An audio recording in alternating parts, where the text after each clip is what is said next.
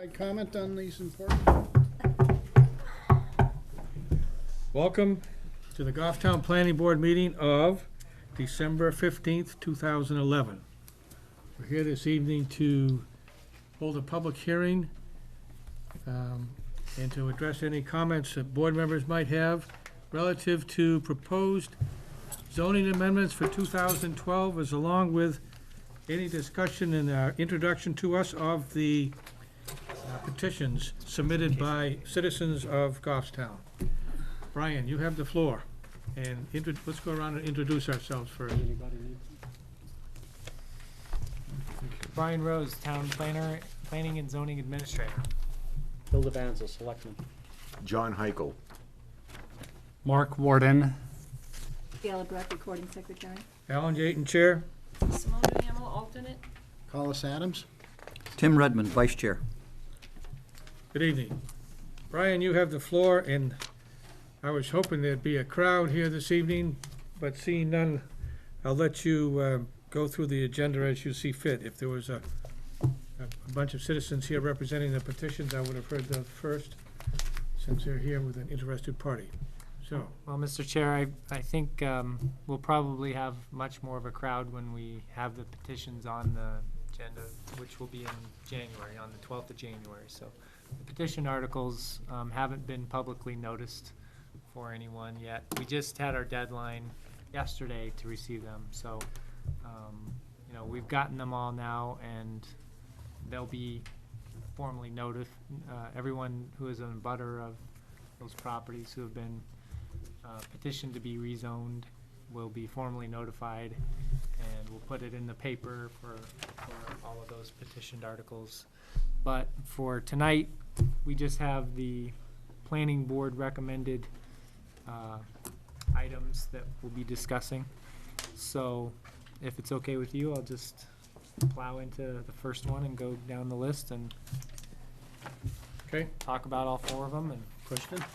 Yes. Since we've already discussed these and these are our proposed amendments, why do we need to go through this process of discussing them once again? Because this is a notice public hearing, of which we have to have how many? we have to have at least one. Have to have at least one. Okay? But to solicit public comment. It's the purpose of a public hearing, right? Yes, but also to have answered or proposed any board members which have a question they'd like to ask, give them the opportunity. Mr. Chair, Once again. Once again.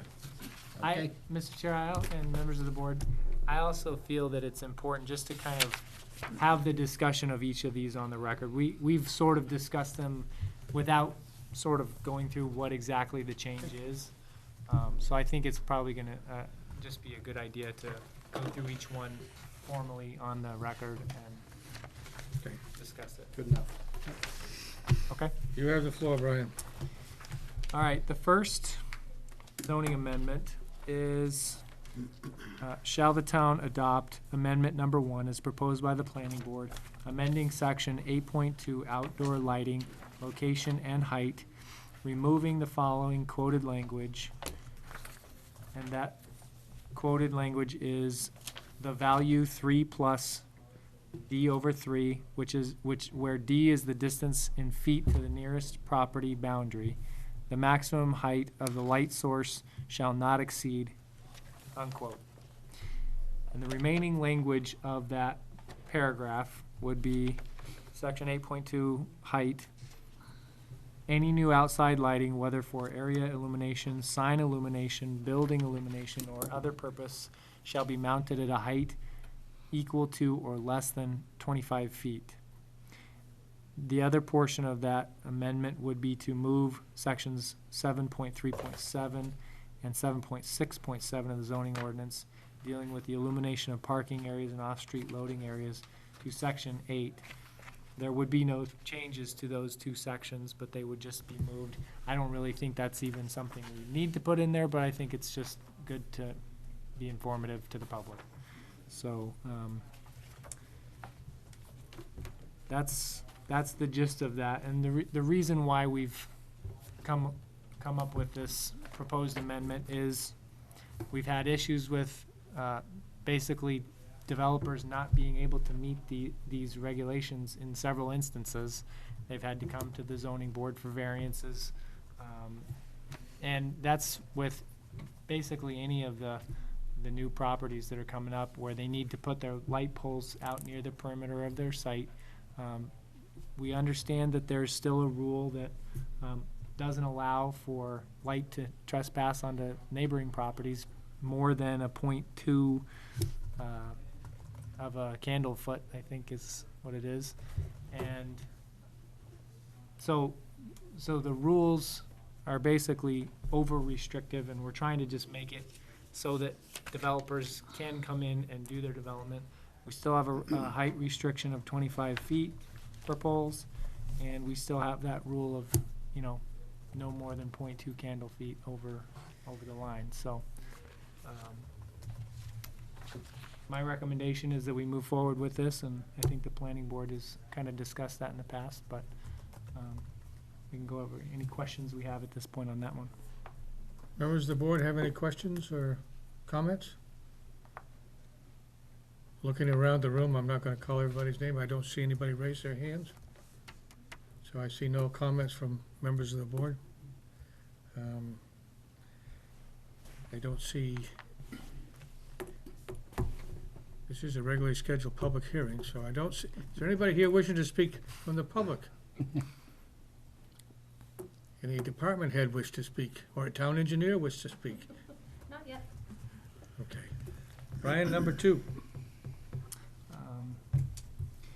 Number 2 is, shall the town adopt Amendment 2 as proposed by the planning board, amending section 6.7.4, Village Commercial District signs, removing the following quoted language from the second paragraph. Quote, "The design of all signs in this district requires planning board approval," unquote. And also removing the asterisks, the triple asterisks reference to the same quoted language from section 6.6.3 below the table of maximum sign dimensions. And previously, we had discussed this as well, but I'll just reference it one more time. It was something that I had brought up as a way to help people that are coming into the Main Street area to not have to go through an extra amount of red tape to be able to get their sign put up. They go through the same basic rules and regulations that we all, that everyone else follows. It's just, they don't have to necessarily now come to the planning board for their approval. And the planning board had supported that, and that's why I put this on there, so. If there's any questions with that one, I'll be happy to try to answer them. Yes, Tim? Brian, what triggered the requirement for the planning board to approve these signs in the past? I don't know the answer to that. Does anybody know the answer to that? I think it was to make sure that the village was developed in a cohesive manner, and signs are part of the image of the village, and we wanted to make sure that the signs are consistent with the overall development within the village area. I think, in a nutshell, that's kind of where it came from. So the follow-up question, are the sign regulations for the village commercial district different than the sign regulations for other parts of town? There are different regulations, one being that you can't have internally illuminated signs in the village commercial district. You have to have an external white light, a shielded external white light is what the requirement is. There are different size requirements in the village commercial district. So, in my opinion, and this is part of why I'm bringing it up to the planning board, if the planning board feels like, special attention needs to be given to the village, more special attention needs to be given than what's in the regulation currently, then they should address that as additional regulations or something like that, rather than requiring people to come to the planning board for a special approval, which can delay their time. Their business wants to get open once they come into Main Street. They want to get the visibility right away with getting their signs, and that's just additional time that they have to go through to be able to do that. So My recommendation is, as we go through the zoning ordinance this coming year and look at these chapters more closely, that we take a look at the Village Commercial District and determine whether or not we feel that those regulations are up to par with what we feel that developers should be doing or businesses should be doing for their signs. And if we want to make some changes, then we look to do that as we go forward. Yeah, Tim? Now, in the past, the planning board has received comment from the Village, the Main Street Committee. If this was to be changed, would you still receive comment from them, or would you act solely upon your own and disregard their comments? My policy would still be to solicit their comment and then, take it into consideration as I review. But, I would act similarly to what the planning board has done in the past. If I feel that their comments are unruly or something like that and should be ignored, then they may be ignored. But if they are valid comments, then I would try to address that with the applicants and have them make some changes to their signs. Thank you, Brian. Now, any applicant still has the right to appeal his decision to the ZBA. John? They do have the right to appeal if they understand that that right is available to them. In the short amount of time that I've been here, I think we've had 3 applicants, I believe, 2 or 3 or whatever it is, but they came in not necessarily pleased with the recommendation that they got from Main Street. If I know it's an additional step that they need to do, or that they were doing. It's also an additional step that we were doing, but in the instances that I saw, I think they appreciate it, and I'm glad that we were able to input as well on the shape and design of their sign, because they, because it looked like on a couple occasions that that they were actually being put into a position of having a sign that they did not like or want. But we were able to get them closer and get them more answers as to how they can actually have the sign that they want. So I actually oppose this, and I would like to ask that this is removed in its entirety, and have the people come before the board, because I'm afraid that if they don't understand the appellate or the appeal process, then they may just take what they think is their only option and be unsatisfied with what they really want to do for their own business. No question. Yes, Mark? We wanted to remove the requirement to come before the planning board for the village commercial signs, but in the rest of the town, do they come before the planning board? No, No. that's the No. only district that they come to the town for, to the planning board for. I'm not gonna comment on it, but I'm just gonna say, I think when we get through this, is the chair gonna be looking for motions to place these on the warrant? Will we, No. absent any, Not tonight. are we having one more public There will, hearing? there will be a continuation of this public hearing to January, to date certain, for the second hearing, before we Well- vote on any of these. The town has the opportunity to either make the motion to put it on now. Right, Because we don't, you only have a requirement for one public hearing, so you don't have to forward it. If you don't want to make any changes and you just think it's good and you want to keep it, then, that's within your rights. It's less notice that I have to put in the paper and, for another I guess you would continue it to that meeting, but. well, usually we have, for example, last year at this first meeting, we had members of the ZBA here commenting on some of these changes, and usually in the past, there is somebody from the public, and I'll just put on the record that there is no one from the public present tonight. I don't know that you can always see that from the camera angle. Megan, I presume, is here as an employee from DPW. So I raised that point just to say, when this gets made, given John's comment, I'd ask that each of these be moved separately, so that if people have an issue with one or the other, we don't go through this well, I don't want this one, but I want other ones, so that's my comment on that. Okay. Thank you, Barbara. Well, we've already started on this sequence. Yep. So I'd like to go through 3 and 4, and we'll come back and Yeah. and visit them to see if the board has some pleasure they'd like to undertake. Yes, Phil? For the record, did you ask if there was any public comment? For the record, For the record, for the record? yes, I have not. Is there anybody from the public wishing to speak in reference, item number 2, signs? What, are you trying to make a liar out of me and pretend there's somebody here now? The ghost from Christmas past is here. Seeing none, Brian, would you go to number 3, please? Third is, shall the town adopt Amendment 3 as proposed by the planning board, amending section 7.3, parking area design standards, by adding the following underlined text to read. Parking area design standards. Parking area design shall apply to 3 or more family dwellings and all other non-residential uses, and shall be regulated by the following provisions. And also amending section 7.3.4 driveway widths and section 7.3.5 setbacks and restrictions by adding the following underlined text and removing the following strikeout text to read.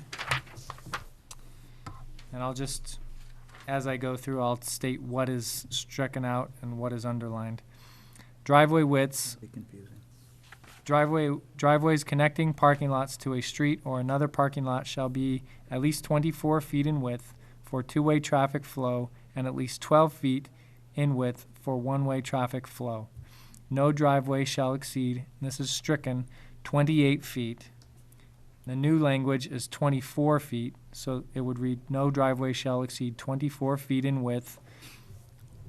Underline text would be not including flares, so that's an additional note. Except, and you strike out where, underline as otherwise approved by the planning board. And then stricken out requires a driveway of 3 lanes or more as part of the approval of the site plan pursuant to section 15.4.2 subdivision approval and site plan review. In section 7.3.5, section setbacks and restrictions, strike out the language except for the use of a driveway for parking in conjunction with 1 and 2 family dwellings. Add the language except for areas within defined driveways. Off-street parking shall not be located within the required front yard, and add more language, setback area in the agricultural residential 1 and residential 2. Strike out in a residential and then districts. In the RSBO 1, add in the RSBO 1 and RSBO 2 and in all. And then the rest of the language is the same. Non-residential districts, no off-street parking for any use shall occur within 10 feet of the front lot line.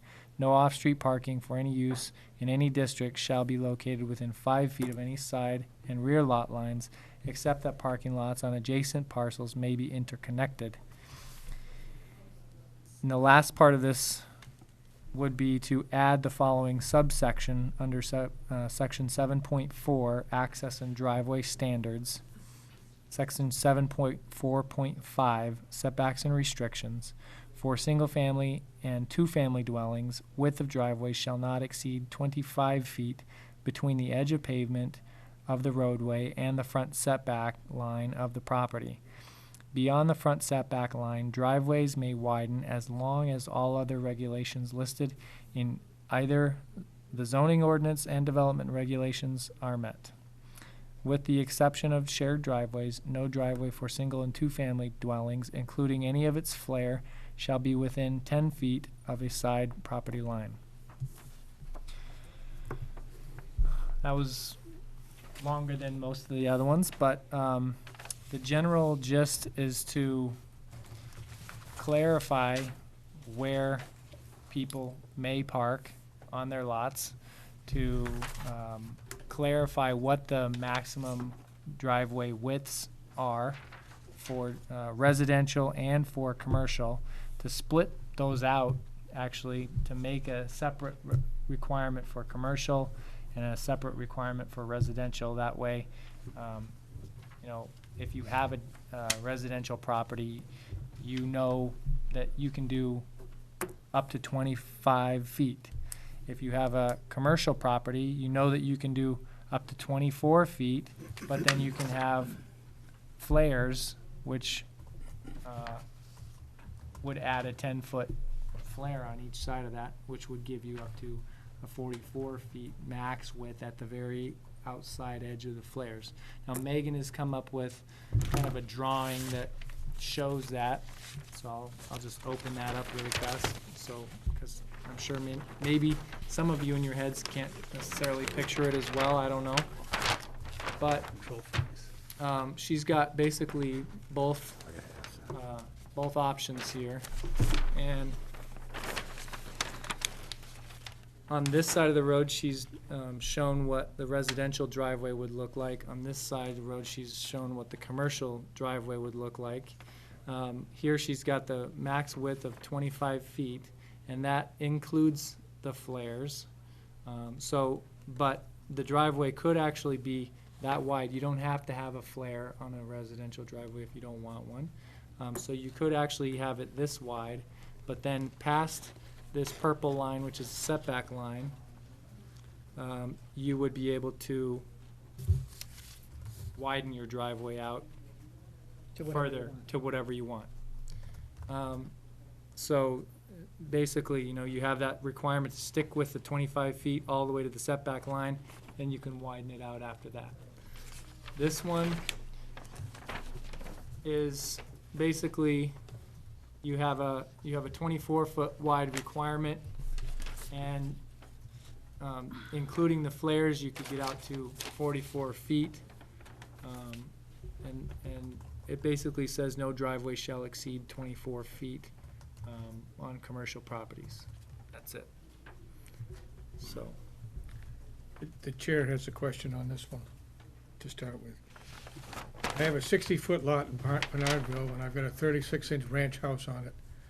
Where can I put my driveway? Because it has to be 10 feet away from the property lines.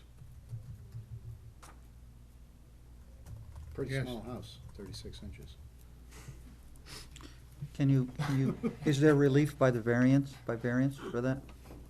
That's the question I'm asking. Are we gonna send people that wanna put a driveway in their house in Bernardville with a narrow lot to the ZBA every time someone wants to put a driveway in? Because you have to get a permit to pave, correct?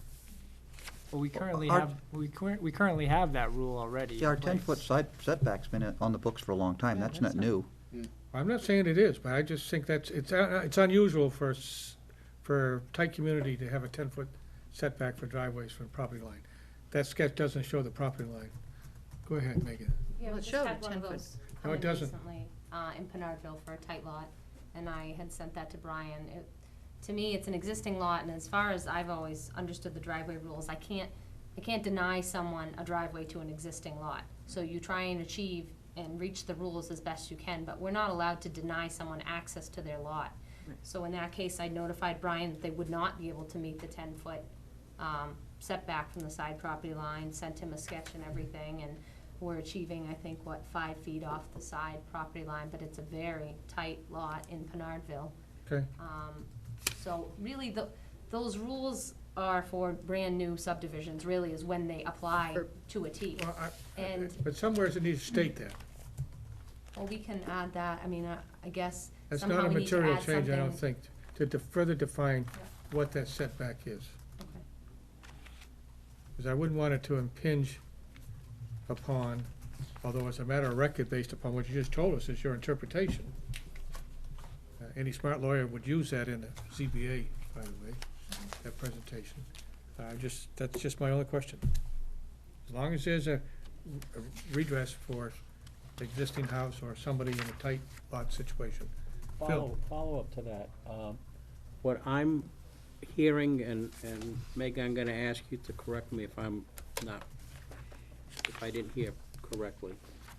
So somebody comes in for a driveway that doesn't meet these things as the chairman stated, then you look at this and you do the best you can for it to fit in, but what you're saying is that that driveway might encroach on those requirements that are in the zoning ordinance? Right now, yeah, I look at the driveway permit, and sometimes if a driveway is closer than 10 feet, I notify Brian and I let him know if there's a problem. If it usually never happens for a new lot. It would be an existing lot that feasibly cannot achieve a 10-foot Yeah, offset from the sideline. I guess what I'm trying to picture in my mind, you have an existing lot. There's no house on it. I'm gonna build a house. It's an existing lot. You saying that you can't deny me the driveway? That's how I have always No, understood. I'm not, I'm the not, rules, I'm is just. that you're not allowed to deny access. Right. That's something I've talked to Carl about, that you have to achieve the most feasible access, meeting as many rules as possible I understand what for you're an saying, but, existing lot of record. but my question is, as was stated, this is a zoning ordinance, and we're going to grant a driveway permit to somebody that doesn't meet what's in the ordinance. My understanding is that only the ZBA can grant that. So, am I understanding that through a permit process, a permit is granted that doesn't meet the requirements? Yes, Can be. can be. Okay, That's- It is there has been in the statutory past. authority to do that? Well, Phil, that's more of a question for us as a community internally as to whether or not we've got department heads and departments who understand what's going on. I think Megan's saying this is the practice she inherited. I I'm believe not- there I'm is not- I'm not- statutory authority, 'cause I think Carl and I went over this before and looked that up. And I'd have to go revisit the whole thing, but I had dealt with this before with Carl, and we had talked about it, and I thought we came to like the answer that if it's a lot of record, we can't deny access, we have to achieve the best driveway that we can get, meeting, as many of the rules. Now, let me just throw this out there. The current rules as they are now, okay, this 10 feet off the sideline, I think, that isn't even in the zoning right now. There is no, we were going to add that. One of the problems we have is that there's some rules in the development regulations for when you're building a new subdivision and you need to know that your driveways need to meet these rules. Those are some of the guidelines that we're using for our driveway permit. This had some conflicting information, which is what Brian and I are trying to clear up. We had some issues where people were referring to the parking area relating to driveways, and we were trying to separate that to say that these parking area standards are not for residential driveways, they're for commercial parking lots, or we said 3 families and bigger. So we were trying to separate that, because we were having a problem where, people were trying to meet some of these, but these didn't apply to a residential driveway. So we were trying to separate those two issues with this clarification. And then, like I said, that 10 feet off the property line right now, that's only in the development regulations, under like the guidance for new driveways. So I don't think we're not skipping over any variance right now. We're adding this rule that you bring up a good point, that we should probably change the wording a tiny bit to somehow allow maybe existing lots of records. Maybe we have to add something in there about that. They may not meet that 10-foot setback and they're, grandfathered or something like that. Yeah, if I could just, the Yes. only reason why I'm bringing it up is, as you mentioned, does a person have to go to the ZBA? Because what happens sometimes is somebody reads that, they're gonna build, they make a phone call to town hall, who knows who answers the phone, and somebody says, oh, you have to go to the ZBA. I don't wanna force anybody to go to the ZBA over that kind of issue. So if we can write it so that we can deal with it, somewhere we wanted to have the rule to enforce it, because we were having problems with driveways that, on brand-new lots, that there was no reason they couldn't achieve 10 feet. And, you know, we have issues where driveways go over the lot line. So we're trying to prevent any of those issues by creating this 10 feet. So I guess I want that written somewhere, and the question is, where do you put that? Okay. Do you need to put that in zoning, or can it stay in the development regs and I just enforce it through the driveway rules? I guess that's a question, if we want Yeah, to I'm gonna take it out get of Tim. zoning. Tim's been waiting patiently. Tim? Well, there's two issues here, and I think Phil's touched on them. If it's an existing lot of record, I think you need to differentiate between whether a lot of record has a house or doesn't have a house. If a lot of record has a home and a driveway, then I think they should be entitled to be able to have some relief from the regulation if it makes things work. But under a lot of record that has not been built upon yet, they can certainly design a house so that the garage doors would align with a driveway that would meet our regulations. There's no reason for relief in that case. Unless the Unless frontage the is, lot of record is not Why, a the- conforming lot. unless it's an old non-conforming Yeah. It lot. doesn't What we matter. just A ran- driveway is 24 feet wide and 10, so you got 34 feet. You tell me there's a lot you can No, build a 10 house? feet on both sides, so 24 plus 20 is 44. So you have lots that are less than 44 feet wide, you can't build a house on that. Well, Depends they're on the not other always site 44 characteristics. feet wide Wow. on the whole entire property, but maybe out by the street they are. Triangle. I'm not really agreeing with all that. For instance, in Pinardville, we just had a situation, I don't remember how wide that lot was. It's a corner lot near 114 intersection and 114A It's where the 60 light feet, is. 60 It feet was a wide. 60-foot wide lot, okay? There's several rules you're trying to meet there. You're trying to meet site distance, you're trying to meet distance from street intersections, you're trying to meet offset from side property line, you're trying to meet, which, again, this is why we're trying to clarify this, because they were trying to create a parking area in the front setback, which is why we were trying to clear this up, because that was an issue. And in that situation, to me, the most important thing there was get them as far away from 114 so that they had a good sight line to there. So I was trying to hug the driveway all the way to the other side while still meeting that next little side street, distance. And to me, the rule that was of least importance related to safety was the 10 feet off the sideline. So I could have had them push the driveway in front of the house so that they're driving right to the front of, because their building setbacks were literally the footprint of their building. So I could have put the driveway right in front of the house, encroached it closer to 114, but I thought, let's get this as far away from 114A for a safe driveway. And I went over it with Brian, and we thought that was the most, feasible solution to the driveway. And that's how we approved it. And we had them revise the plans a little bit based on some of my comments. They had to make some changes. But that's how we handled that one. So there are situations where, like that lot, I don't know if you could have met everything. Maybe you could have, but the driveway would have been in front of the house, like you're driving right to the middle of the house. I personally feel that it belongs to the planning and DPW to determine residential driveways, period. I agree. The location, whether it's fitting, whether it meets practice, I don't think it belongs in here, but that's my personal opinion. Totally agree with that. And I'd rather give you folks the leeway to do it all, regardless of where it is. Understanding there's some parameters.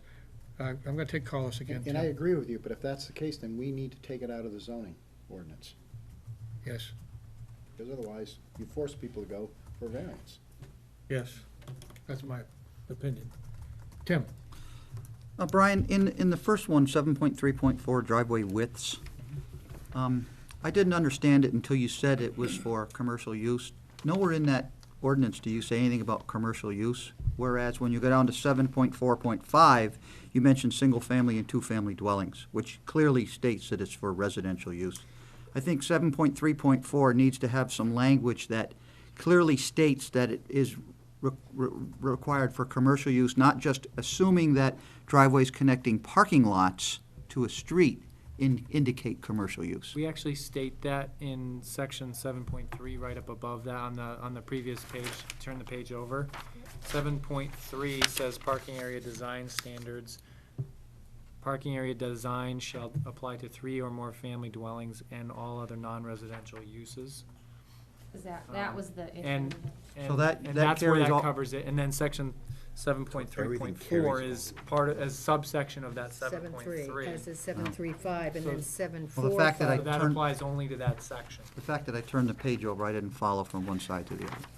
I just wanted to be sure that it was clear that it was for commercial use, because I didn't really understand. Yeah, and it didn't, we added that language, it wasn't there before, and that's part of one of the changes we were making, To make it because clear, yeah. before, it used to apply to everything. Or it just wasn't. Now, why did we decide to make driveway widths on commercial 24 maximum and driveway widths on residential 25? Why wouldn't we align those numbers and make them all one number? Megan? 24 on a driveway width related to 3-family and more, you're getting into parking lots. So 24 is a standard road, 24 feet wide. The other part of the statement is it doesn't include the flares, because flares vary depending on the truck traffic or whatever's coming to a commercial site. The single-family ones, we did 25 because we said a 15-foot driveway is average, and if people want to have 5-foot flares on each side, there's your 25 feet right there. But most people, at least the newer driveways I'm seeing, they just go straight in, no flares, just they're getting as wide as they can and they go straight in is usually what's happening. So I'm trying to, I don't want it any wider than 25 because I'm trying to limit curb cuts out on roads. I'm perfectly fine with taking 7.4.5 out entirely. Brian and I added that because of some recent issues with people were referring to the regulations of 7.3, trying to apply them to a residential lot. So we were trying to separate that. But if we think 7.3 is clearly, doesn't involve residential lot, and you don't want to have any zoning rules that apply to driveways of residential lots, then we can take it out and deal with it the way we've been dealing with it. That came up because of some recent issues. Well, we do have the opportunity to change any of these and hear it again if we have to. Right. So if the board feels that 7.4.5 needs some rework, I personally believe that it lies with you who issue the permit in residential construction, period. Confer with Brian when necessary, but you're really the one that's in the field looking at it and boom. I mean, if there's some parameters that you wanted at 5 foot off the property line, that's one thing, but I can't see going anywhere. Barbara? I understand that, but if you don't put some guidelines in it, you leave it completely discretionary, and in fact, what you do is you increase the chances of appeals. Because anybody who does not like what DPW tells them about their driveway then can just appeal it, and ZBA has no standards to enact. So what you have are, DPW enforcing, saying, no, this is what we think you need, and somebody else coming in and saying, no, this is what I need, going to the ZBA with no standards for anybody to fall back on.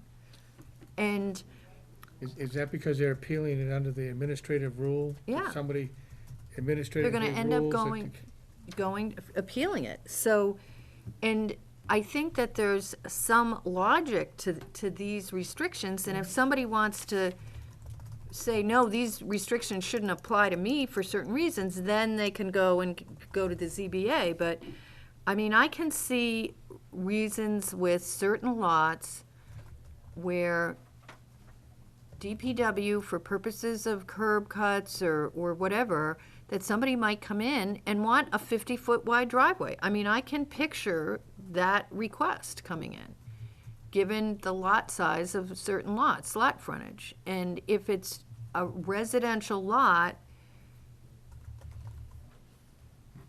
I don't know that that's appropriate.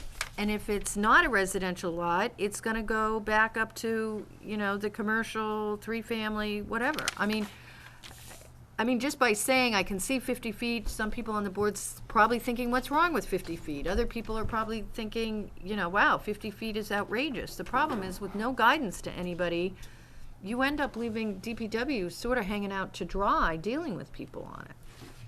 But it doesn't sound like it's been a problem. But I think it's because they've been doing the walk between, when somebody comes in for a permit, they're doing the walk between the development reg and the zoning reg, and I think, in fairness, you need to give them something that's clear that they can point to, because I think that's what the purpose of this is. I agree, but has there been an administrative appeal on any driveway permit application that you're aware of? Not that I know of since I've been here. No, but I would venture to guess that Barbara's, her statement is correct in that if we had full control over telling people whatever width, we wanted to tell them, then, there would be more appeals coming in the door. If we told them, sorry, nope, you have to restrict it down to 10 feet, and that's all you can do, there would probably be an appeal. People And- do and look at the we parameters. would have reason to do that because it says we can determine whatever we want. But then they would have reason to do it because, maybe it's unreasonable. Megan? I just have another question. So when I issue a driveway permit, right now, I've tried to get all the rules that we apply to driveway permits in the development regs, and most of them are here.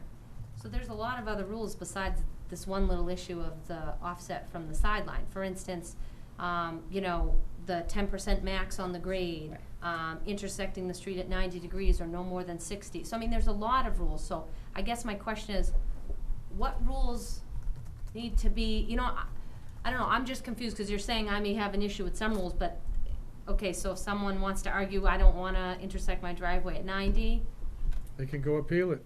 because right now, my rules kind of reflect what's in development regs, but if you're saying I have no backing on this and someone could appeal any of these, one of the things we were talking about was, should all of these go into zoning? Like, does that make sense? But to me, they're here because when you develop a new subdivision, that's, you know what I mean, that's when you're using them. Tim? I would say they shouldn't go to zoning, Meg, because you can mediate 95% of them between you and the landowner through DPW, whereas if it's strictly zoning, then it has to go to the ZBA, and I think it would be an unnecessary burden on ZBA to have to listen to all that, And the applicant. and the applicant. I think they're fine in the development regulations. They seem to work just fine. If we're concerned about the 10-foot setback here being in the zoning amendment here, which would require an appeal, then maybe we just remove the 10-foot setback part of that one paragraph and leave that in the development regulation and not put it in the zoning regulation. Does anybody have a problem with there being a 10-foot restriction? You mean Or- the side yard? I mean, should we remove that restriction No. Oh, overall? Actually, on a tight lot, yes, I do have a Sure. problem with that. Well, I don't, I have a problem taking it out, because then if you have a nice place and someone wants to build a driveway right up to your property line and be annoying, there's such a thing And as it doesn't buffers. have to be a tight lot, it can be a very wide be lot, any and lot. It they could be just a decide they 3-acre want to lot. put it on the property line. And it becomes a nuisance, and you have, there's privacy, and there's a lot of other issues with it. So I wouldn't say take it out, Alan. I would say, Phil? Yeah, I tend to agree with that, because there are so many things that we have side yard restrictions and front yard restrictions for certain reasons. I mean, every time, if you watch the ZBA, the biggest thing that abutters have, or even when abutters come here when we have the public hearing, the concern is how close something on the other, of the applicant is to their property. Okay? And I don't think that the 10-foot is an unreasonable restriction, because the majority of your lot, I mean, we have a requirement. We have requirement for lot width. What you're dealing with here may not meet that, or may have a problem, are the lots that don't conform to the minimum that we have. Because we have a minimum amount of road frontage that's supposed to be on a lot. So anything that's new in subdivision, I think it's important that you have it, that 10-foot. I mean, there is relief for it, and a But they just- 60-foot, the 60-foot lot that you talked about, they exist, but it's not the majority of the applications that I'm sure that Megan is gonna be reviewing for driveways.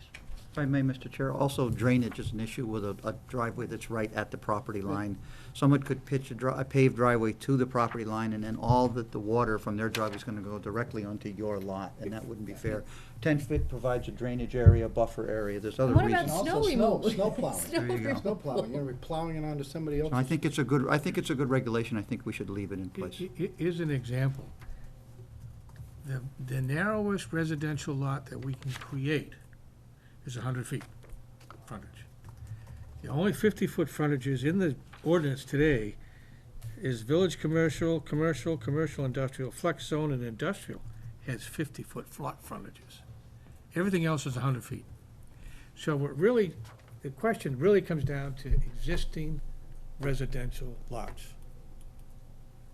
As to where, and let's face it, most of the existing residential lots, whether it be Penardville or in the center city here, are under 75 foot in width. And I guess I don't understand what the point is. You think that makes the 10 feet side property line restriction unreasonable? Yes. I think if it's in the development regulations, we have waivers that we can grant. The town engineer can work with property owners to resolve those issues, but if you take that can't out, waive anything in the zoning ordinance. but taking this out of the zoning ordinance, the 10 feet, and just leave it in development regulations, where we can work with it and help people. Is it in the development regulations now? Yes, it is. Currently is. Yeah. Under, section 8, I In the believe, driveway section. yeah. Section 8C5.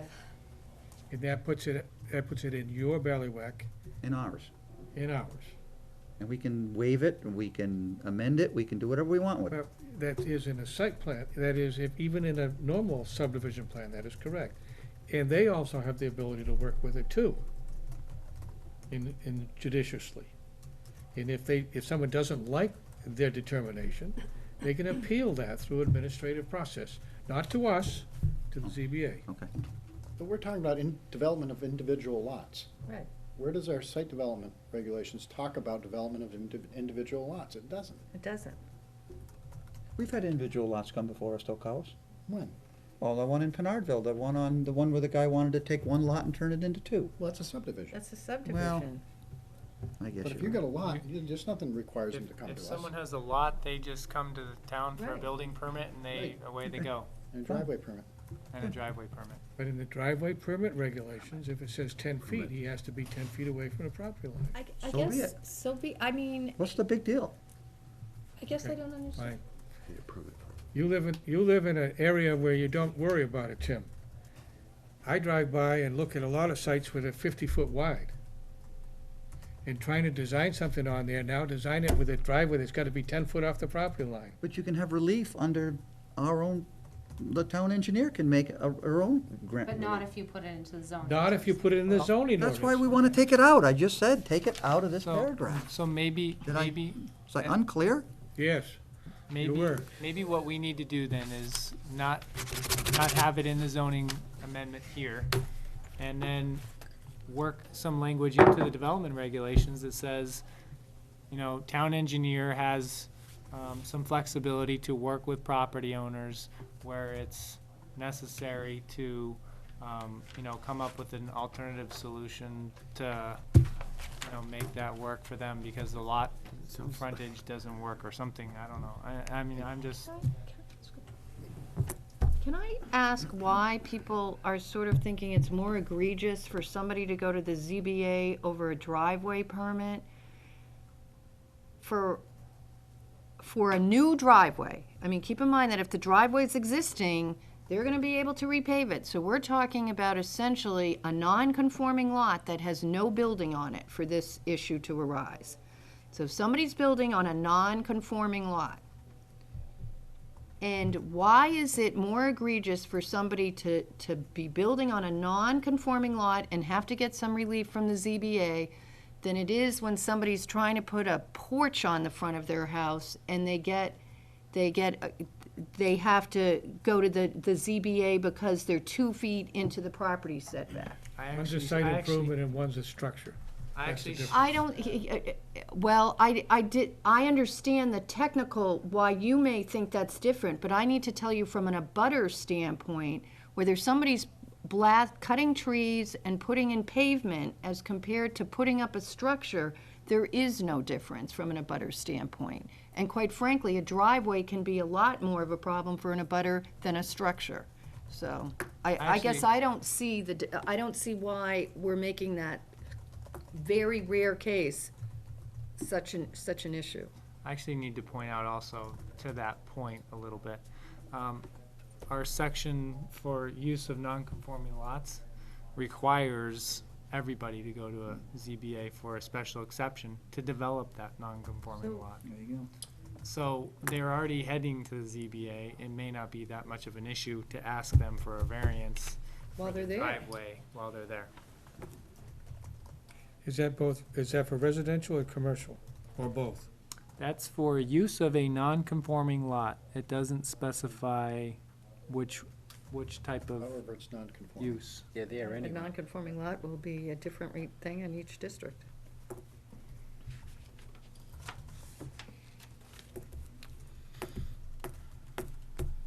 Okay, we've hashed that one out enough. Let's move on, Brian. Okay. Last one's nice and short and sweet. And this came up last year, and we are bringing it up again due to some concerns after it had already gone through the notice and public hearing process, and we couldn't change much. The chickens are back. Yes. Shall the town adopt Amendment 4 as proposed by the planning board, amending section 5.5 agricultural and horticultural operations, removing subsection 5.5.2.2, which states, the raising and keeping of livestock and poultry shall be conducted by a resident of the premises. Has this come up as an issue during the past year? The resident of the premises question has not come up. Okay. And I think that's one of the reasons why we just went ahead with it, was because we figured it would be a rare case and you could probably deal We with were it. gonna address it next year, which is where we are now. Which is where we're And, going. and I did discuss this in some detail with the ZBA, at the last ZBA meeting, and they sort of talked around it thinking, you know, this is just one more thing the planning board's removing from our awesome regulation that we came up with on chickens and livestock. But in the end, they sort of recognized that, you know, it wouldn't be that big of a deal, to you know, remove the sentence, as it really relates to, you know, allowing someone else to use your farmland. If you're not using it or whatever, you know, you can always have your friend come over and put some horses in your barn or whatever you've got and lease it to them and maybe make some money or something on it. But, So they understood that we were just trying to be non-discriminatory as to poultry and. yeah, and they ended up not making No a roosters, though. they ended up not making any formal comment to the planning board regarding this, because I think it was kind of a non-issue at the end of the meeting after the discussion, so. Just as a note on that, Concord's been going through this, and they just adopted a regulation that requires a 30-foot setback to your chicken coop on all property bounds. You can't have it in the front yard. Don't laugh, this was a big deal last year. 30 feet. Oh, yeah. And someone did an analysis, and 54% of the lots in town are less than 60 foot wide. Yeah. They can't have chickens. You can't have And chickens. 100% of the chickens don't stay within 60 feet of the Well, Free-range chickens don't. if you watch the ZBA where they had a after-the-fact, application for the chicken coop, it was I think the decision was that the chicken coop was gonna come down and go on another portion of the property. I mean, Yeah, just- they did actually make someone move the chicken coop due to the neighbor complaining that it was gonna be too close to them. They still allowed them to have the chickens, but they told them, move it to the other side where it's not gonna bother this one And lady. they did put a restriction on the amount of chickens that they could have. Yes, they did, based on what the applicant had proposed as, you know, they said in their application, we're gonna do 5 chickens. And so they said, okay, well, you're That's what you're restricted gonna to get, 5 5 chickens. chickens. then. So, Moral of Okay. the story, just say chickens. You can have them. Anyways, I'd rather just buy them at the store. I second that. We have to vote on that now? Anybody have any other comments reference the chickens in the wood patch? Public comment? Yes, well, Let's hear from the Did we, chickens. did we open public comment on the last one too? No, we did I not. don't we'll think we go did. back to that. We're gonna review them for the third time. No. Okay. We're taking, Is there anybody wishing to speak in the public references, item number 4? Or anything else. Well, or anything else as amended by Barbara? Can Andrew pan the camera, turn around and see if there's nobody there? In the audience?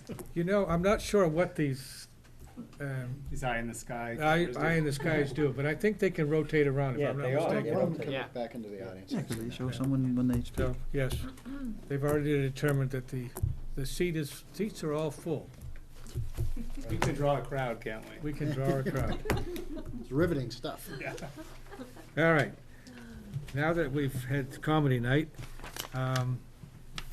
let's get back to the realization that, going back to number 1, and it takes, if you wish to further ponder this, we can postpone it until another meeting in January, or we can move the item off the agenda by voting to put it on the ballot or not put it on the ballot. I make a motion that we put item 1 onto the ballot as written.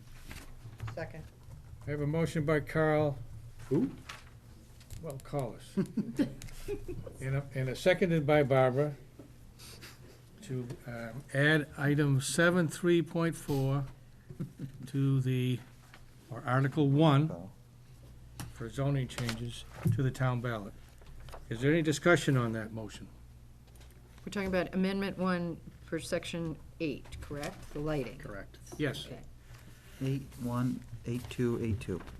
The 7.3.4 was just a misstatement, right? You're talking about the bottom paragraph? No, I think he had started out saying 7.3.4. Right, the chair said 7.3.4, and I understood the motion that I seconded to be amendment item number number one. 1, As written, correct. as written. Yeah, 7.3.4 is part of number 3, amendment number 3. I was reading from the wrong page. I apologize. Let's not confuse them. Right, Yeah, let's, right. Amendment number 1 is the point of discussion, and we have a motion and a second. Any discussion on that motion? Seeing none, I'll call for a vote. All those in favor say aye. Aye. Opposed? Abstentions? Motion carries unanimously. Okay. Amendment number 2. Members of the board, are we ready to make a decision?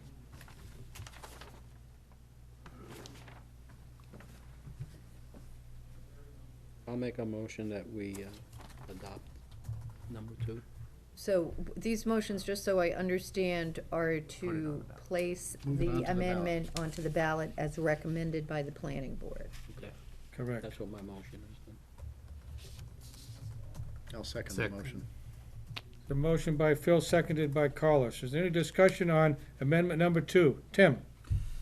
Are we obligated for a second public hearing, or are we, is it a courtesy we might extend?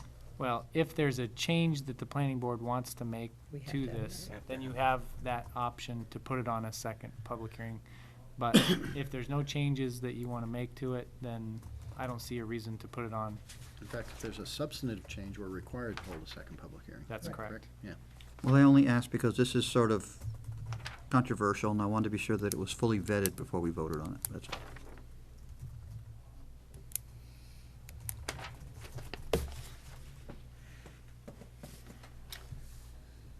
There's a motion on the floor. Any discussion?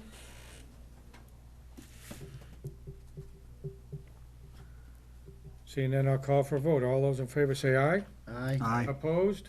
No. No. No. 3 noes, 3 yeses. No. 4 4 yeses. 2 noes. Call the vote again. Raise hand. No, John voted no, Alan voted no, and Barbara voted no. Recount. I could hear I him. didn't hear Excuse Alan, me. I'm sorry. It's 4-3. Recount, Mr. Chair. Let's go back and do this I heard again. you vote. All those in favor say aye by raising your hands. Aye. Oops, see, I went to raise my hand. Okay. So that All makes those 5. opposed? Excuse me, She can't vote. That's Okay. correct. I didn't recognize it. She raised her hand, but you're Okay. correct. 4-3. 4-3, it goes on the ballot. Yeah, because 4-3. it can't be eight. No, It can't be 5-3. That's And right. it'll go on the ballot as 4-3-0. Correct. Correct? Correct. Hmm.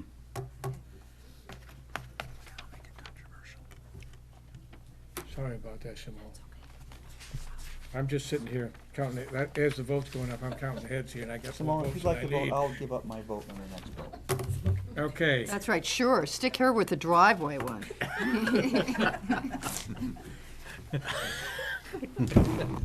I didn't hear Might be you better give- than give sticking her up. with the chicken one. Can we do each of these individually? So I'll move to place on the ballot as recommended the 7.3 and 7.3. So only the one on the. Only first the page. one on the first page. okay, I have a motion. Is there a second? Second. Seconded by Carlos. Any discussion on this motion? Yes, for clarification, are we talking about the 3 paragraphs? First one starts with shall, second one starts with 7.3. No, and no, the third no, one starts the with only thing and? The Right, motion on the yes. floor It applies to Is- 3 or more family dwellings. is 7.3. There are Parking 2 areas. paragraphs of 7.3. Okay, just those By two. adding the Just those following 2. underlined text to read, and then the 7.3, it shows you how it's amended.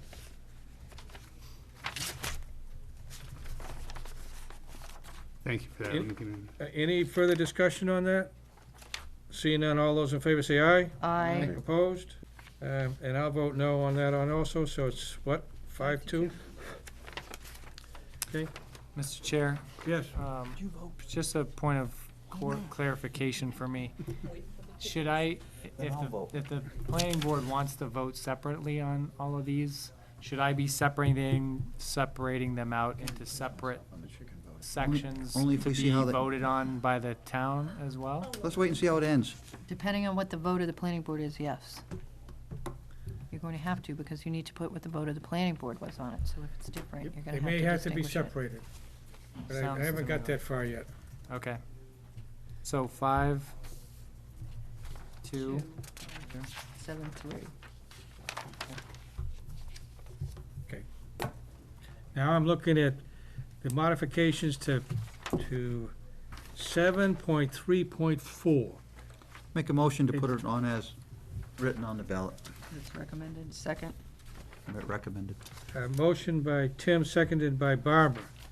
Is there any discussion on that motion to add this 7.3.4 to the ballot? Seeing none, all those in favor say aye. Aye. Opposed? No, Chair votes yes.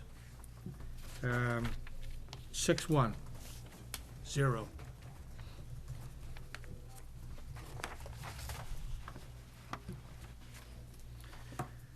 Now, next look at 7.3.5, setback and restrictions.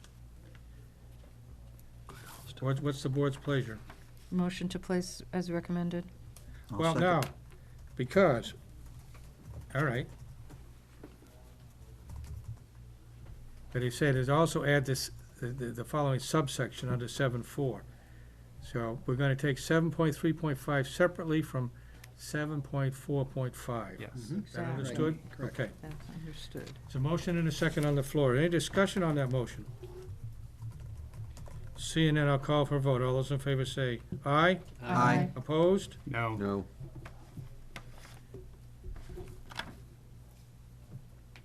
S- 5-2-0.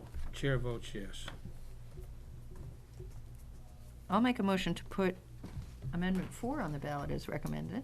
No, No, you're no, skipping we're- over that. You gotta get this one. No. No, you won't.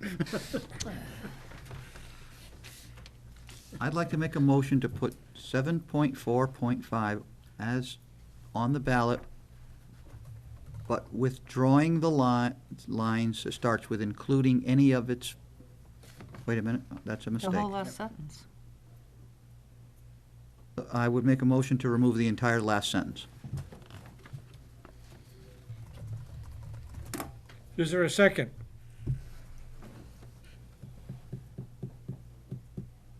For discussion or for, A second is, No, What's the no. difference? That makes me No get a vote difference. on it. There's a there's no second. difference. Just defeat the motion if you don't want to do it. can I just take a minute to read, just give me a second to, If you second it, it means we have to vote on it. That's what the second does. No second defeats the motion.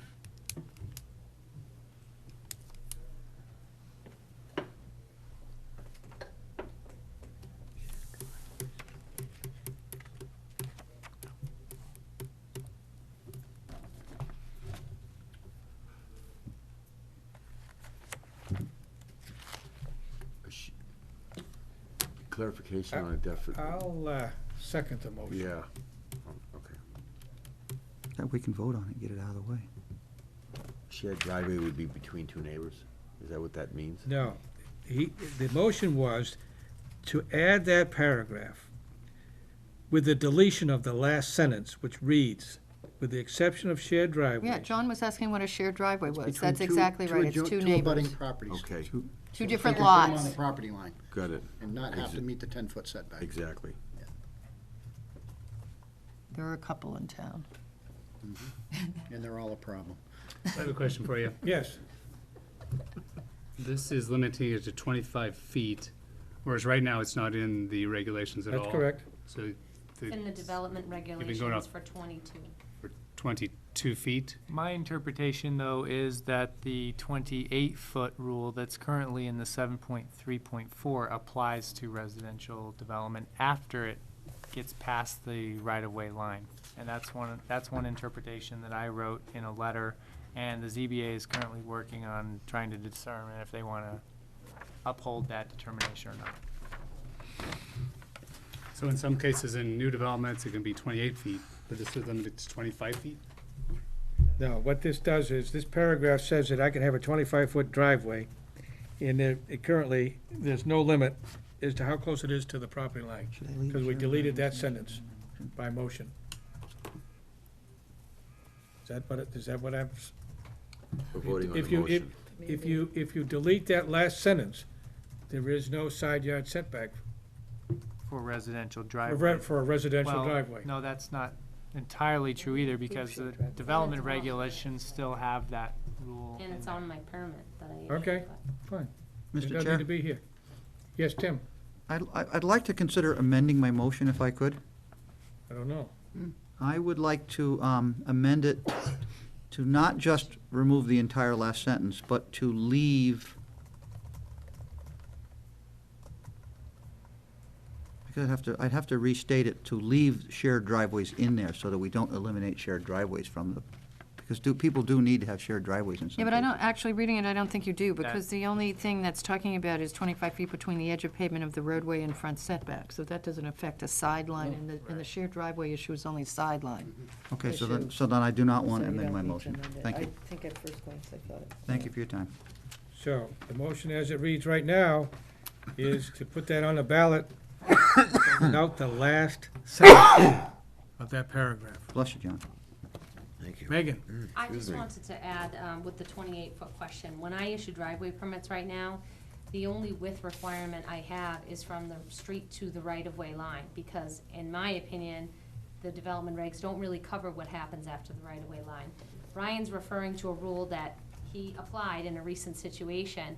I don't use that because my opinion is that that is only for parking areas and it doesn't apply to residential driveways. So I haven't used that yet, but it became an issue. That's why Brian used that, because that was the, That's use what was that on the rule. books. That's what's in the regs, but that's why we're Okay. trying to clear that up. So right now, when I issue driveway permits, as long as they're, the certain width to the right-of-way line, if they flare out, we've always allowed that. This issue came up on an existing driveway, so I haven't run into a problem with widths of driveways beyond the right-of-way line before, except in this one situation. Okay, so the motion is on the floor. Any further discussion? I have a question. Yes. Are the driveway regs that she keeps talking about, are those based on RSAs or some sort of, who writes these regs? Where do these regs come from? Are they town regulations through ordinances? They're not RSAs. They're not RSAs. They're all, not- Development some- regulation. they're all regulations developed by town boards and town committees based on And past practices or problems that have arisen. Okay. And they're adopted. Compilation of experience. Not other towns, They're not a adopted. national building kind of thing. This They're is, Some- adopted by this board. Some towns use NFPA requirements. yeah. The town I work for does, And this does too. whereas, And what, Megan? NFPA, and this does too. well, I mean, That's they, fire. but Yeah, that's, right. but those are some standards that you can look to Yeah. for driveway regulations. Okay, But other than that, there are no RSAs that I know of, John. okay. Thank you. Seeing no further discussion, I'll call for a vote. All those in favor say aye. Aye? Opposed? No. No. I need a show of hands. All those in favor say aye, by raising your hand. All those saying no, raise your hand. 5-2. Chair voted also. 2-5. 2-5-0. So, now what's our, so, It's on the motion. Motion to put 745 on the ballot as presented, as recommended. Second. motion by Barbara, seconded by Collis. As amended or No, as written. as written? As written. As written. As written. Any discussion on that motion? Seeing none, I'll call for a vote. All those in favor say aye. Aye. Opposed? No. No, Opposed. no. 4-3. 0. Those on the ballot. Who's against? Me, Mark, Tim. Tim. Motion to put number 4 on the ballot as written. Oh, that was mine. I know, I wanted to beat you to it. I second that. Second. Now, there's a motion by Collis, seconded by Phil. Wait a minute. Simone said, I relinquished my vote and Simone seconded that vote She before can't, he though. spoke up. She can't though, because she's not. I can't a voter. relinquish He my knows vote? He's just playing. Yeah, in your You have to presence. go to sit step down out of over the room. there. Yeah, you have to. There you go. There you go. No, you have to leave the room. No, you have to, He can be in the audience. You want to ask for audience comment now? Yeah. You have Public to, comment? Are there any comments from the typically, chicken? you have to recuse yourself from vote, Tim. Do you do that? I would recuse myself from voting on this matter, Why? because I like Let's do the chicken. vote on the chicken. I don't want to vote against any chicken. Chicken. All right. Simone, you're voting on this issue. Okay. So, any discussion reference the motion made by Collis and seconded by Simone? Way to go. Seeing none, I'll call for a vote. All those in favor say aye. Aye. Opposed? Yay, Motion carries chicken. unanimously. 7-0-0. Yay, chicken. I vote for it. Now, Nice job, I Simone. have a question. Thanks. yes, On 735, setbacks and restrictions that we voted to place on the ballot. yes, On my understanding is the underlined is what we're inserting, That's correct. yes. okay? Where it says, except for areas within defined driveways, except for areas within defined driveways, off-street parking shall not be located within the, What are you reading In other words, there? you can park in your Front yard driveway, Phil. setback. That means you can park in your driveway, but you can't have a parking lot, right? You can't park off your driveway within That's right. 25 feet of your lot. That's right, you have to park on the driveway if you want to use the. no. The required front yard setback area, does that mean, can you park in your driveway In the front setback. inside the front setback? Yes. Okay, Yes. just, you have to read it a couple of times, I'm just, the way it's worded, it's, See, a wanna lot- make sure that, A lot of people that have children and, short driveway might be parking right all the way out to the edge of the sidewalk because they have no place for their family to I park. wanted to make sure, because my question was, if you weren't allowed to park within that setback, who was gonna do the enforcement? A good example of this is a fellow, one of my neighbors, who has 8 vehicles in the driveway. Mm-hmm, And it's like a parking lot, mm-hmm. Right out to the setback. so, and it works. So what you're saying, what we're saying now, he can't take one of those vehicles and park it on the grass? No, you cannot. That's it within the setback. Not in the front yard setback. Not in- That's- But if your house is back 100 feet, you can park after the front yard setback, you which want. is 30 feet, all you want. You can line them up, party. line them up and put flags on the antennas. And that's only in Just so agricultural. code enforcement officer knows, you can drive up and down in Bernardville, and every street you'll have violations. But we're not You gonna might go there. not, because that's RSBO Well, we won't, Yeah, too. who right. knows? But anyways, Brian, can you give us a, just as the board members, a heads up of the petitions that you have right now, just so we're aware of them, please? Yes, Mr. Chair. The petitions that came forward, and I apologize, I don't have them all Barbara, you with gonna me. close the door, please? No, John, right here. They're rude, they don't know any Um, better. Residential 1 1 and 2, right. and residential 2. Petitions that we received. Thank you. No, that's another sentence. That's another I sentence. know, but there's a 10 foot on those. Yeah, but these over here, you can't park with setback. Brian, you have the floor. The petitions that are before us are basically, the county did submit theirs, and that is pending still because one of their signatures had been very recently submitted as a registered voter, and so their information was still on the pending list, and they have to make that approval on Monday night. So, other than that, that's their 25th voter, and they're And what is okay. their petition, basically, in a nutshell, what's their petition? Their petition was to basically take the majority part of the land and rezone it to CIFZ. Okay.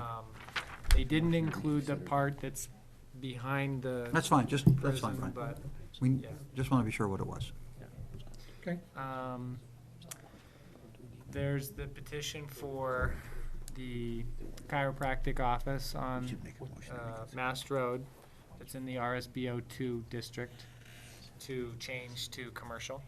There's John Heichel's petition to change basically the entire RSBO 2 on the west end of Pinardville. As you approach from, basically from like Moose Club Park over towards 114. And change that all to commercial. And that also includes. Currently what?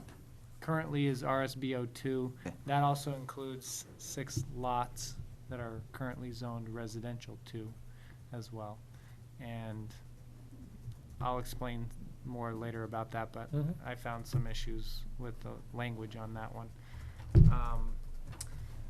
The fourth one is the historic district North Mass Road. from, on North Mass Street, which it was. Very good.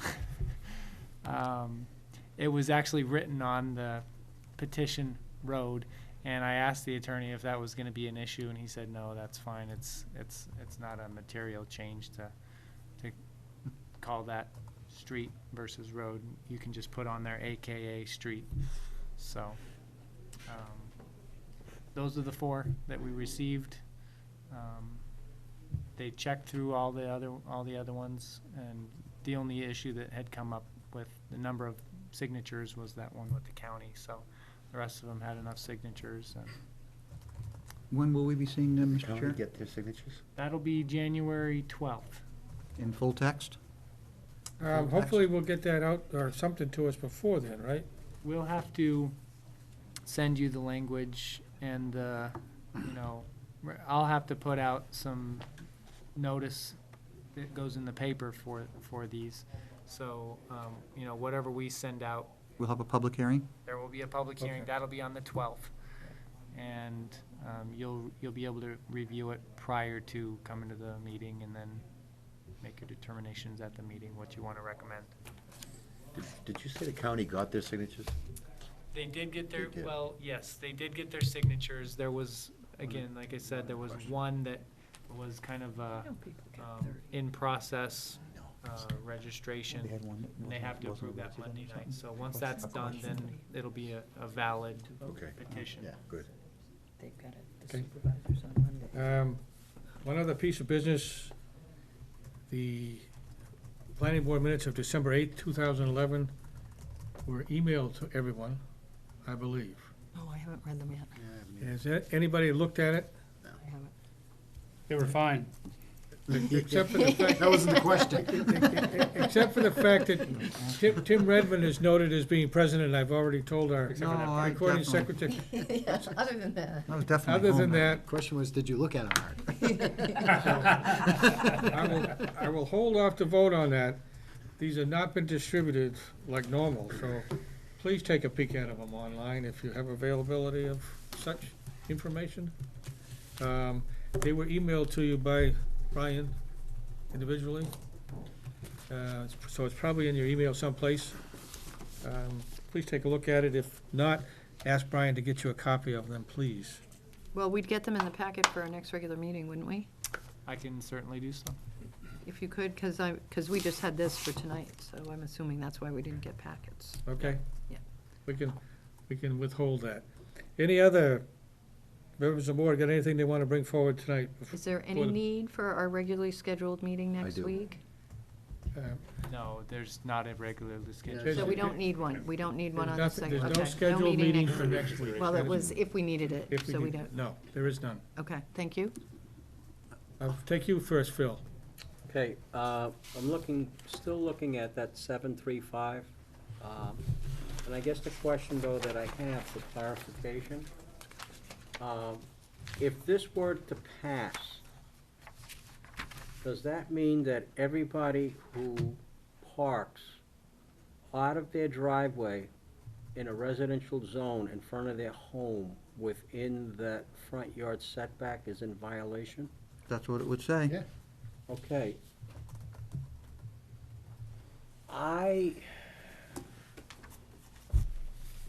And I understand that there would be no grandfathering. So if a person currently parks, they drive their car out, they go to work, they come back, it would be, so you wouldn't have grandfathering. I think, though, that we need to take a consideration on that, because I think we are looking at passing a zoning ordinance that many, many people are in violation of, that don't realize that this is gonna be on the ordinance. And I guess my question, from an administrative point of view, is this going to be an area that we open up to neighbors who don't get along with each other now call up either the police department or the code enforcement officer and say that there are two vehicles across the street on such and such a street, and they're not in their driveway, they're on the grass within that? I just have a concern of how we're gonna be dealing with that, because I think Brian has quite a few things that we ask him to do every time we have our meetings. He's got quite a bit to do, and I don't know how we're gonna deal with that. Well, frankly, I think that goes more to the restructuring that you did in town hall and the amount of hats he's wearing now than anything. One It's of an the, enforcement issue. one of the things is this: if you go to Grassmere and you start at Locust Hill Road and you drive into Grassmere and out towards Manchester, take a look at how many people park in an unpaved, within 15 feet of the street. I can think of 4 before I get to the country store. So and I agree with you. I don't know what kind of a problem we're creating if you do that. But with all due respect, we've discussed this at length, we've already voted on it. Let's move forward. It becomes an enforcement issue at that point. And Well- we've got mechanisms to deal with violations of But, zoning ordinance. Mr. Chairman, point of order, it's not only the residential, I only pointed out the residential for the impact that it's gonna have on residents. But this includes the agricultural zone? Take a ride on any of those roads, that are zoned agricultural, how many people live in an agricultural district and they have vehicles, farm equipment parked in that? Now, is this going to include only vehicles that have current plates on them? So my question becomes, again, enforcement. You're allowed to have one unregistered vehicle. Is an unregistered vehicle, can it be on there? Does an ag plate constitute this? I'm just, what is the Pandora's box that we have here? What was the vote on this? Who Just voted vehicles, against it? and why not? 5-2. Al, you and Mark? Okay, just for clarification. Why not, yeah. Why not grills too? Yes, Tim? Phil, we have a lot of other zoning violations around town, and people just tend to look the other way in a lot of cases. It's not a situation where you're gonna have people flooding the town offices with calls. I mean, there's enough zoning violations around town here to keep the zoning, Brian and Mark both busy full-time. They wouldn't even be able to do their other jobs. You have to Should get deal rid- with it on a case-by-case basis as it comes up. I think we should Okay. get rid of anything that we don't Yeah, enforce and we okay. don't need. Okay. I make a motion to reconsider it. I second that motion. You can't, Why? I was in the affirmative. Since we operate under Alan's rules, everybody keeps reminding me, Right. any motion this board makes can be, any vote this board takes can be reconsidered. And so any motion, that's when, so if you make a motion, want to make a motion and it's seconded, and it's chair's opportunity to open it for discussion. So I will do so. Tim? was there a So if second? we're gonna, John seconded. So if we're gonna discuss it, is that where we are now? Yes. So by not doing this ordinance, we are going to condone people parking all over the front lawns and in the setbacks and lining them right up all across their yard. This is what you're saying, right, Phil? I'm saying. You're saying don't try to control it, you're saying just ignore it and let it happen. I think the They're paying explanation. taxes on that space. Excuse me for a second, I think the explanation is, if I already parked there, and we pass this ordinance, it doesn't apply to me, if I'm already doing it, Yes, it does. because technically I'm grandfathered. You can't grandfather a parking. Your grandfather structures. Excuse me? Excuse me? If you wanted to put language in that grandfathered it, that would be the only way you could grandfather it That out. would be a nightmare. You cannot, you Where? cannot, you cannot have an assumed grandfather. Mr. Chair? Yes. Yeah, I'm concerned about the erosion of property rights with this regulation. Sounds like a new restriction. That's why I voted against it the first time, and I'd like to consider that more than just people parking on their grass. I think if they own the property and they've been doing it for 50 years, they ought to be left alone. And when these things are unenforceable because there's so many darn rules, I just think it goes down a path that we don't need to help it. Mr. Chair, can I just make a point? This is actually a rule that we already have in place too. It's not part of the rules that we're changing, except for specifying which districts they apply to because of the split for residential and commercial. Right now, it's a requirement that off-street parking shall not be located within the front yard setback area, except for the use of a driveway for parking in conjunction with 1 and 2 family dwellings. Now, the way I interpreted that in my previous interpretation was, except for the use of a driveway meaning where your defined driveway is, for parking in conjunction with 1 and 2 family dwellings, off-street parking shall not be located within the front yard setback. So, the way I interpret it, that's already currently the rule. You're not supposed to be parking outside the driveway area, all over your lot. I'm just clarifying, remove making the that line? language more clear and understandable for going forward, so that Okay. people can interpret that correctly. Because I think it's misinterpreted right now. Okay. Now, there's a motion for reconsideration, it was seconded. Is there any further discussion of this? And I'll call for a vote. All those in favor of the motion, raise your hand. And what are we voting on? A motion to The reconsider? motion that you made to reconsider. Motion to reconsider. Raise your hand if you're in favor of it. All those opposed, raise your hand. Motion is denied. Okay, now. I understand that there's always a concern and two sides to every story and to everything that comes in here, and under circumstances, I've always believed that they shouldn't park in the front yard, period. Everybody shouldn't. It happens. We all know it happens. But the voters will have an opportunity to read the change and see the vote that this board took and make a decision on their own. And Correct. that's the way the process is supposed to work. Yeah. Let's So- move on. Well, I think it was important to distinguish for Brian to point out for the enforcement issue that came up, that we really weren't changing what was on the books. We Yeah, I were agree. just Mhm. distinguishing No, I the agree. zones that it Yeah. applies to. I agree with that, yeah. Now, along with the actual motion, the amendment, I believe there's also an opportunity to explain the issue, isn't there? They're not on the ballot?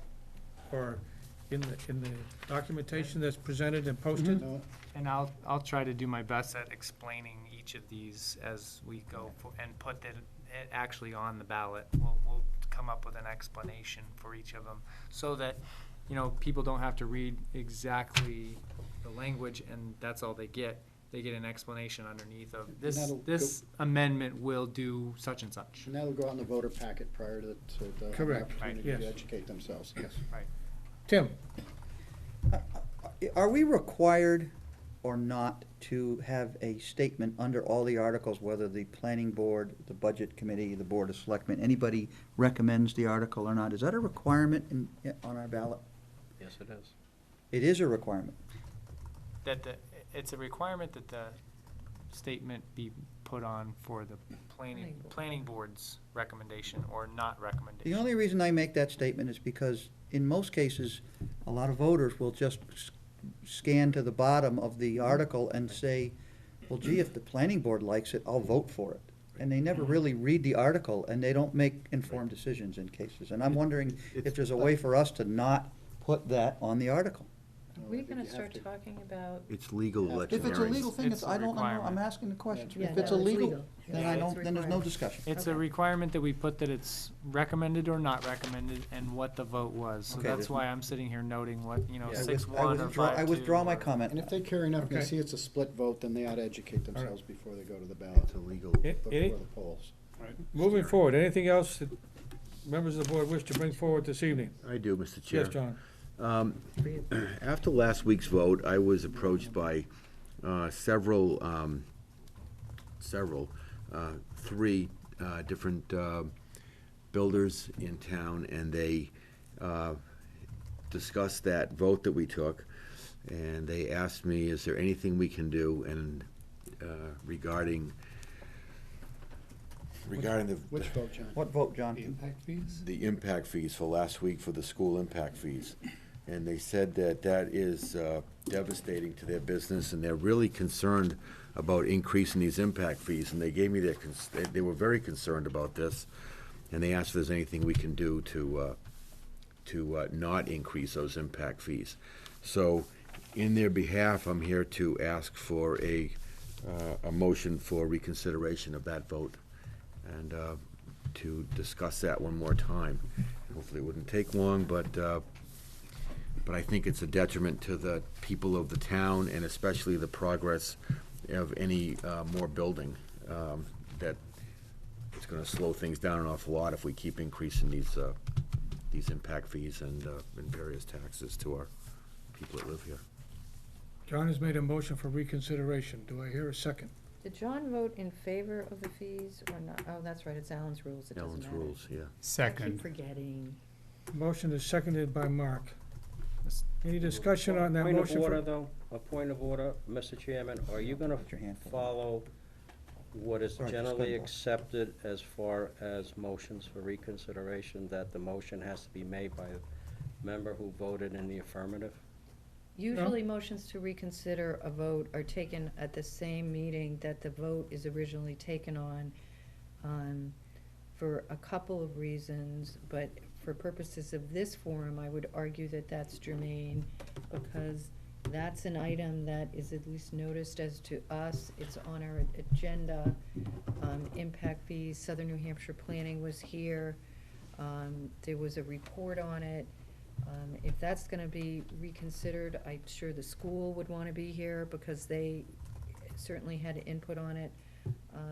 And I appreciate that any vote should be reconsidered at any time, but I also appreciate that there are many votes we take that could be reconsidered, and I would argue every site plan that has a condition on it, we could keep making motions on it, you know, after, meetings after they're passed. So, I understand John's concerns that he's raising from a constituency, but I think those were concerns raised when we took the vote. Tim? For the record, what was the vote last week? Not the people, what was the vote at the last meeting? 4-3, In favor of raising impact fees? correct. And what did the school impact fee go from to? 50% increase to $6,300 and something dollars? I have it right here. Just read it to me, Mark. Well, it depends on the type of property, but Reduce single single-family reduced, single-family detached from 4,700 to 6,300. Single-family attached, like a townhouse, from 2,100 to 3,000. Two-unit structures, from 2,900 to 4,300. Multifamily 3+ units, from 1,600 to 2,300. And manufactured housing, from 2,700 to 4,300. I left off the tens, I just did the And- 1,000 and the hundreds. That was a 50% increase on all items, with the exception of single family, which was 34% increase. Thank you for that. Mr. Chair, Yes. if I can bring something up, Excuse me, I'm I not sure if this, I'm not sure if this applies in this case or not, but, one of the rules in the zoning ordinance currently about reviewing these is that, any proposals for changes in the impact fee, methodology can be reviewed no more frequently than annually, but must be reviewed, at least every 5 years. So, you know, there is an opportunity to review this in another year and make a change if you want to. I think if the planning board wanted to make it, reverse this somehow, you know, public hearings and everything would have to be done prior to making that change. Okay. We would have to notify public, and I feel a little uncomfortable that the planning board would, just reverse a decision, after making that decision. I don't know, it seems, I'm not sure. I don't have a problem with it, but that's beside the point. That's just the chair. But Barbara? John just said it's not democratic. No, it seems democratic. Well, it may seem democratic, but that's why boards operate under Robert's Rules of Order. Oops, so that- excuse me. But excuse I'll me. address them to you. You're out of order. We do not operate under Robert's rules. I didn't say we did. Thank you very much. That is why boards operate under Robert's Rules of Order, Mr. Chair, so that not only do the members, but the public The have some idea. implication is that this board does, and it does not. No, it's very clear that this board does not, because this motion would be ruled out of order at That any is board correct. that operates under Roger's Rules of Orders. Robert's. And Robert Rogers, and we're at Allen's. The big R. And, you know, what I'm seeing Mm. is, on a couple of things going on, is that, you know, members, because we don't even have the Robert's Rules of Order as to, you have to vote in the affirmative to be a reconsideration, is that now what the board chair is allowing to happen is that people who are on the side of a vote that is not in the, I don't want to say the majority, now have the opportunity again and again and again to bring it up until perhaps they get a different mix, and perhaps the vote changes. And I think that is going to be a legal problem for a change of anything of the nature that we're talking about that is covered by statute as to review and public notice. You're here for votes. you have the opportunity to vote, and the chair should recognize some rules of order in that. And I think by entertaining this motion, which the chair himself, I believe, voted against, the chair is in fact out of order, even though the chair is declaring he can have his own rules. I would point out that we discussed this. There were issues raised by people, for example, at the last meeting, that one of the reasons there was such a large increase in the impact fee, which hadn't been adjusted for some time, is that projects that are going to be undertaken by the town that are in our programs and have been approved multiple times, either by budget committees or currently, no longer will be receiving the types of state aid or other public funding, quote, public, recognizing it comes out of all of our pockets, that offset the cost to the community. And I think by going forward on this vote, you are creating a precedent that is terrifying for anybody who comes before this board, because anybody who comes before this board with a proposition now has to come to every subsequent meeting in case a member of the board brings the issue up again. Because that's what you're allowing. Mr. Chair, if I may Yes. make one more statement, I think this would much better fit into an appeal process if the developers who are concerned about this want to make an appeal of the planning board's decision. They should follow the appropriate appeal process that is set up in the state statutes for that. I think it would much more read as the planning board making a decision and then not going back on it. If you go back on a decision that you've previously made, it makes the planning board look as if they don't know what they want and will be willing to go back on any decision that's ever made. Tim? My question's for Brian. Brian, we had this methodology reviewed this year. When was the last time the methodology was reviewed? 2005 So we are over that 5-year already. time frame that we are by statute required to? By we made our own rule in our Oh, ordinance. it's a town of Goffstown, it's not an RSA. I don't believe so. Okay, thank you. I didn't know how recently we had that. No. I think it was one of the first things that we did when we came on the board, Tim. I remember. I'm not sure exactly how this works, Barbara, to be quite honest with you. But I do recognize any member of this board as being willing to make any motion that they wish and ask any question. And if it's seconded, it's verifiable for discussion purposes. I would hope that you would feel that way too. I honestly think that if we were to do that, we'd have to notice another public hearing. I think without any qualm about it, we'd have to notice another public hearing to take a vote again of reconsideration. It'd have to be done in a noticed public hearing. I don't know if there's any precedent or any rules or guidelines, from my knowledge, for reconsideration of any vote taken by this board. Administratively, we have appealed the decision of this board, I believe, a couple times in my tenure on this board, but we've always gone to the ZBA. But that was because of administrative decisions made in reference to interpretations of the zoning ordinance itself, not anything like fees or any of those other kinds of things. So I know that administratively, we can appeal a decision of somebody like yourself, Brian, is that correct? If we feel anybody can, for that matter. Yes, anybody can appeal any of my decisions if it's within the statutory 30-day time period of when I made the decision. But in this case, it's a decision that you yourselves made as a planning board, and I think that would definitely set a precedent of, I guess, just going back on a decision that you previously What made I would in like- a I think separate this horse meeting. is dead.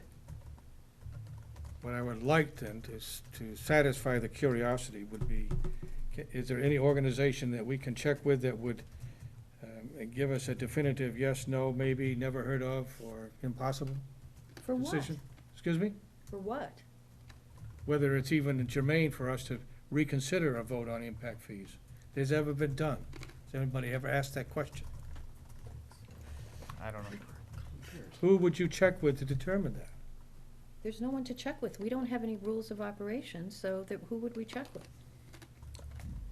I'm just Past looking, minutes. Brian, at any other municipality ever been, is there any vehicle for reconsideration of this? These are questions that I would have to, I mean, I would have to run all of this, I think, by our town attorney if, Okay. to do anything. But, At the rate I- of what? Well, Gonna cost us all more money, taxpayers. Yeah, we don't have to pay, well, what if he gives us? What if we get wrong advice? So, there's a motion on the floor. I think we've had enough discussion. I'll call for a vote on the motion. All those in favor of the motion for reconsideration, raise your hand. All those opposed to motion for reconsideration? I'm going to abstain. I wasn't here last week. I make a motion that the motion is out of order. Do we have a Motion is second? defeated. Funny, you wait longer for seconds on other motions. no, I think he was saying that the other motion was. Oh, the other motion was, So the motion is defeated. well, it wasn't Defeated on a defeated, tie it vote. wasn't, Didn't didn't carry. pass. Didn't carry. pass. It wasn't defeated or passed. Okay. Any other further business to come before the board this evening? Motion to adjourn. Second. Motion by Collis, seconded by, We were gonna be out of here Phil. in an hour ago. Before we have any more requests to all those in reconsider. favor say aye. An hour. Opposed? Motion to reconsider adjournment. You can sit here and argue about it. Undebatable. This was my comment when you weren't here last. I'll cast my vote from home.